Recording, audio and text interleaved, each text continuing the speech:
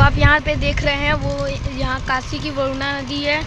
यहाँ पर लोक चेतना द्वारा यहाँ पर दूधाभिषेक किया जा रहा है। हम आपको वहाँ पर दिखा देते हैं।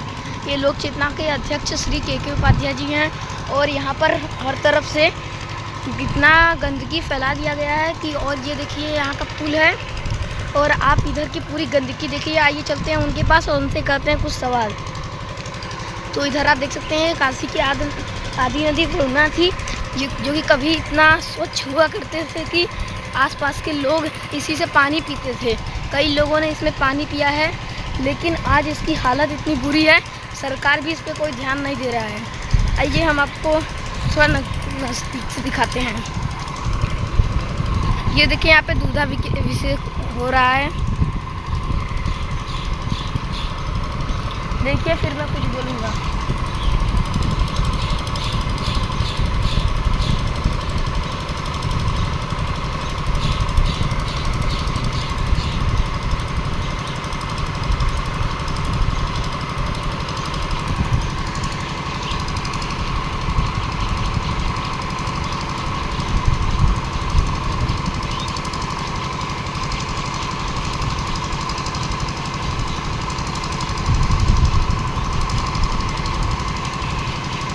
ये हम आपको दिखाते हैं। ये है उसका पानी, वरुणा नदी का पानी है। ये देख लीजिए आप भी देख लीजिए, वरुणा नदी का पानी है। और फिर से ये दूधाभिषेक चालू हो गया है। लोक चेतना द्वारा इसे चालू किया गया है। जब तक स्वच्छ नहीं होगा तब तक दूधाभिषेक चलता रहेगा। आइए चलते हैं, इनसे पूछते हैं।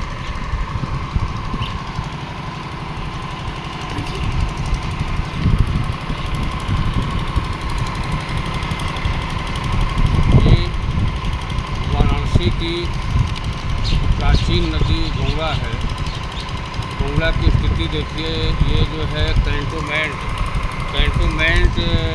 एरिया है। कैंटोनमेंट के पीछे, जबकि इसी जगह पे जिलाधिकारी का निवास भी है, जो पूरे ज़िले के मालिक हैं। और उन्हीं के जस्ट बंगले के पीछे ये गंगा का हाल है कि बिना रोक टोक गंगा का किनारा लोग काट रहे हैं। मिरिया घाट मोहल्ला है। ये देखिए सामने कुल नदी किनारे तक अतिक्रमण है। ये अतिक्रमण जो है, जबकि गंगा कॉरिडोर जब स्वीकृत हुआ था 2016 में, तो उस समय हरित पट्टी जो है का आदेश हुआ था कि गंगा किनारे से 50 मीटर की दूरी तक कोई निर्माण नहीं होगा। लेकिन विकास प्राधिकरण की मिली भगत से ये धड़ल्ले से गंगा को काटा जा रहा है। और गंगा चूँकि इनका लंबा इतिहास है। जिस स्थान पर आज हम खड़े हैं, कभी बचपन में हम लोगों ने इसी स्थान पर, इसी घाट पर स्नान किया था और इतना स्वच्छ जल हुआ करता था। आपको क्या लगता है ये अभियान कितने दिन तक चल सकता है? ये जब तक गंगा स्वच्छ नहीं होगी, लोक चेतना संस्था जो है गंगा के जगह जगह तटों पर जो है ये दुग्धाभिषेक का कार्यक्रम प्रतिदिन करती रहेगी। और जब तक सरकार इस पर ध्यान नहीं देगी, हम लोग विरोध स्वरूप और गंगा को प्रदूषण मुक्त करने के कामना के साथ हम लोग जो है यहाँ पर निरंतर जो भी कार्यकर्ता जहाँ हैं सबको कह दिया गया है कि कम से कम लोग जो है दुग्धाभिषेक करके गंगा की अलग जगह रखें।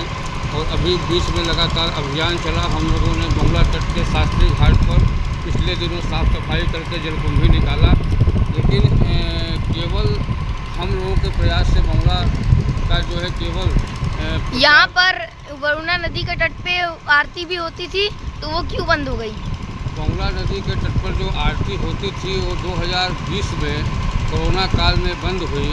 सरकार से हमने जो घाट संध्या आरती का जो माध्यम था, वो गंगा की स्वच्छता के प्रति अलग जगाने का एक माध्यम था, जो कि पूरी तरह से प्रदूषित हो गई है गंगा। और शहर के बीचों बीच से ये 110 किलोमीटर की यात्रा तय करके प्रयागराज से आती हैं और यहाँ गंगा जी में मिलती है। क्योंकि गंगा जी की प्रमुख सहायक नदी गंगा है और गंगा प्रदूषण में रहेंगी तो गंगा को स्वच्छता के कोई कल्पना करना जो है समझ से परे है। क्योंकि गंगा से ही गंगा का अस्तित्व जुड़ा है और काशी का।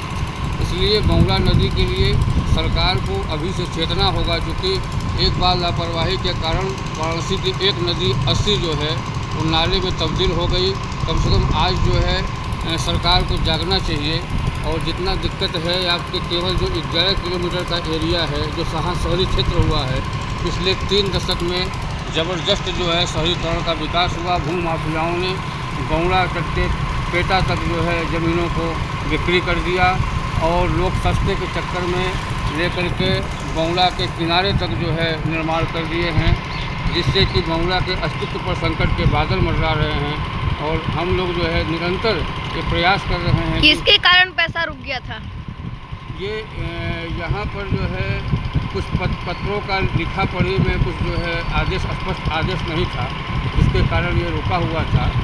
और अब आगे उम्मीद है कि हो जाएगा, लेकिन अभी तो फिलहाल बंगला का बड़े पैमाने पर सफाई करवाने की ज़रूरत है।